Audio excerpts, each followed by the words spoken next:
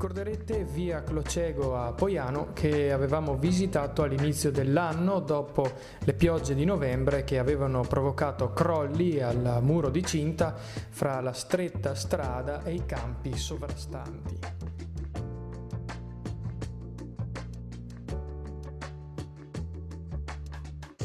A distanza di qualche mese siamo ritornati qui nei pressi del cimitero di Poiano. Lungo il muro sono stati posti circa un centinaio di tiranti, il cantiere non è ancora chiuso, si sta ancora lavorando alla messa in sicurezza, ma sicuramente è stato fatto un buon lavoro.